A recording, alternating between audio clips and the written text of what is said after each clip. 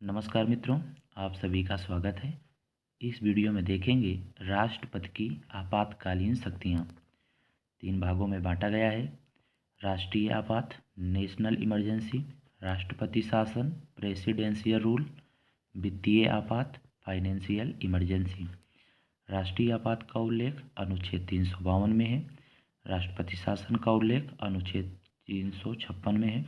वित्तीय आपात का उल्लेख अनुच्छेद 360 में है। सबसे पहले जानते हैं राष्ट्रीय आपात के बारे में। राष्ट्रपति को युद्ध, बाह्य आक्रमण या सशस्त्र विद्रोह, अंडरलाइन किया गया है।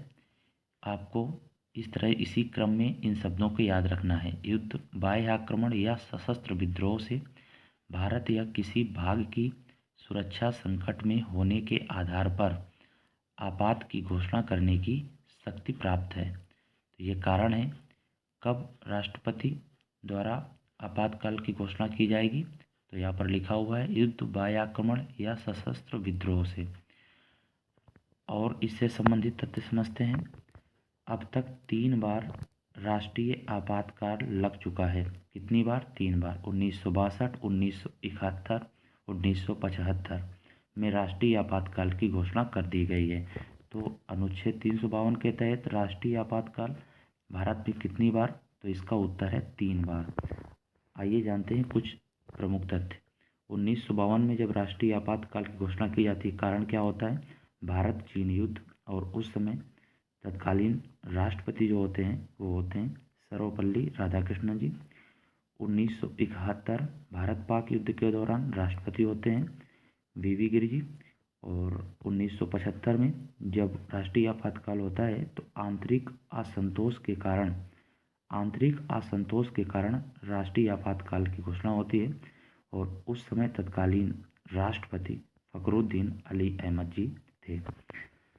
एक तथ्य और याद रखेंगे, जहाँ पर आपने भी पढ़ा है, देखिए यहाँ पर लिखा हुआ है सशस्त्र विद्रोह। तो क्या ये मूल संविधान में था? तो इसका उत्तर है नहीं। इसके स्थान पर आंतरिक असंतोष शब्द ही था, जिसके कारण से 1975 में राष्ट्रीय आपातकाल की घोषणा हुई थी। और 44वें संविधान संशोधन 1978 के द्वारा इस शब्द को हटाया गया और सशस्त्र विद्रोह शब्द को जोड़ दिया गया। तो इस बात को भी आप याद रखेंगे। अब समझते हैं राष्ट्रपति शासन।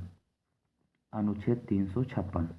यदि किसी राज्य के राज्यपाल के प्रतिवेदन के आधार पर या उसे यह समाधान हो जाए कि राज्य में संवैधानिक तंत्र विफल हो गया है, तो वह उस राज्य में राष्ट्रपति शासन की घोषणा कर सकता है। कब? राज्य के राज्यपाल के प्रतिवेदन के आधार पर। ये किसी राज्य में संवैधानिक तंत्र विफल हो गया है तो उस स्थिति में राज्य में राष्ट्रपति शासन की घोषणा की जाती है। राष्ट्रपति शासन लागू होता है। अब राष्ट्रपति शासन के बारे में जानते हैं। सबसे अधिक बार राष्ट्रपति शासन किन राज्यों में लगा? तो इसका उत्तर है यूपी और मणिपुर राज्य ऐसे हैं जहाँ पर 10 बार राष्ट्रपति शासन लग चुका है।